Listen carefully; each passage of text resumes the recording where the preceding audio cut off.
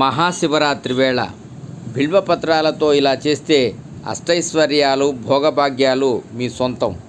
శివరాత్రి రోజు పాటించాల్సిన ప్రత్యేక పూజా నియమాలు. పరమశివునికి అత్యంత ప్రీతిపాత్రమైన మహాశివరాత్రి పర్వదినానికి సమయం దగ్గర పడింది. ఈ పవిత్రమైన రోజున దేశంలోని శైవ క్షేత్రాలన్నీ శివనామస్మరణతో మార్మోగుతాయి. రాత్రిపూట పూజాధికాలు జరపటం ఈ పండగ ప్రత్యేకం. ఈ క్రమంలోనే భక్తులు శివయ్య అనుగ్రహం కోసం ఉపవాసాలు, జాగరణ ఉండటమే కాకుండా రుద్రాక్ష మాలాధారణలు, రుద్రాభిషేకాలు చేస్తుంటారు. అదేవిధంగా శివరాత్రి రోజున చాలామంది ఆ పరమశివుడి ఆశీస్సులు తమపై ఉండాలని శివునికి బిల్వపత్రాలను సమర్పిస్తుంటారు.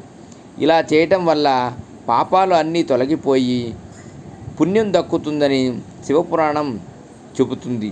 అయితే బిల్వపత్రాలను సమర్పించేటప్పుడు కొన్ని ప్రత్యేక నియమాలు పాటించటం అద్భుతమైన శుభ ఫలితాలు పొందవచ్చంటున్నారు ప్రముఖ జ్యోతిష్య నిపుణులు మాచిరాజు కిరణ్ కుమార్.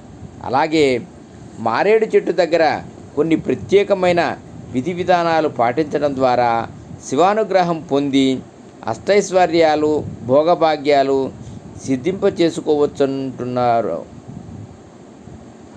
ఆ వివరాలు ఇప్పుడు చూద్దాం. శివపూజలో బిల్వపత్ర ప్రాముఖ్యత. పురాణాల ప్రకారం బిల్వపత్ర వృక్షం పార్వతీదేవి చెమట నుంచి ఉద్భవించినట్లు చెబుతారు. పార్వతీదేవి అన్ని రూపాలు ఈ చెట్టులో ఉంటాయని భక్తులు విశ్వసిస్తారు. అందుకే రుద్రుడిని బిల్వపత్రే అని కూడా పిలుస్తారు. ఈ చెట్టు స్వర్గంలో ఉన్న కల్పవృక్షంతో సమానమట. ఇంతటి ప్రాముఖ్యత ఉన్న ఈ ఆకులతో శివుడిని పూజిస్తే ఇక ఏ అలంకరణ కూడా చేయాల్సిన అవసరం లేదని అంటుంటారు. బిల్వపత్రం శివుడికి ఎలా సమర్పించాలంటే, మహాశివరాత్రి రోజు ఒక్క బిల్వపత్రంతో పరమశివుడిని పూజిస్తే 1000 పద్మపుష్పాలతో పూజించిన ఫలితం కలుగుతుందట. అలా పూజించేటప్పుడు ఈ నియమాలు పాటిస్తే శివానుగ్రహం పొంది సంవత్సరం మొత్తం సకల శుభాలు పొందవచ్చంటున్నారు జ్యోతిష్యులు మాచిరాజు కిరణ్. మారేడు దళం మీద గంధం రాసి దాన్ని శివలింగం దగ్గర ఉంచి నమస్కారం చేసుకుంటే ఏడాదంతా సర్వసంపదలు సిద్ధింప చేసుకోవచ్చంటున్నారు. అదేవిధంగా శివరాత్రి పర్వదినాన బిల్వపత్రాన్ని కొబ్బరి నీళ్ళల్లో ముంచి ఆపై దాన్ని శివలింగం దగ్గర ఉంచి నమస్కారం చేసుకుంటే రాజవైభవం కలుగుతుందట. అలాగే ఉన్నత స్థాయి పదవులు వరిస్తాయంటున్నారు. ధన కనక వస్తు వాహన ప్రాప్తిని సిద్ధింప చేసుకోవచ్చని సూచిస్తున్నారు. మారేడు మొక్క దగ్గర పాటించాల్సిన విధులు. మహాశివరాత్రి రోజు మారేడు మొక్క లేదా చెట్టు సమీపంలో అన్నదానం చేయడం ద్వారా అద్భుతమైన ఫలితాలు పొందవచ్చంటున్నారు. అంటే ఈ వృక్షం సమీపంలో ఎవరికైనా భోజనం పెడితే కొన్ని వేల మందికి అన్నదానం చేసిన ఫలితం కలుగుతుందని చెబుతున్నారు జ్యోతిష్యులు.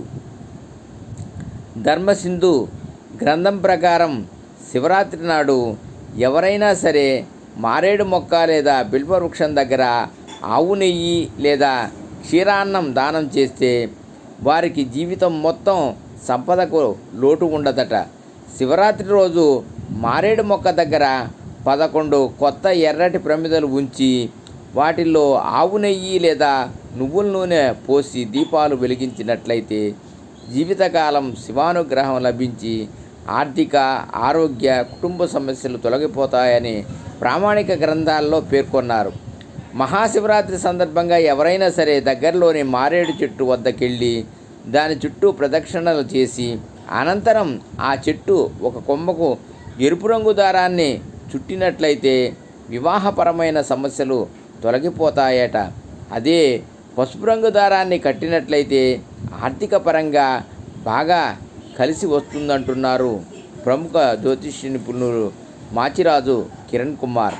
సర్వే జనా సుఖినో భవంతు.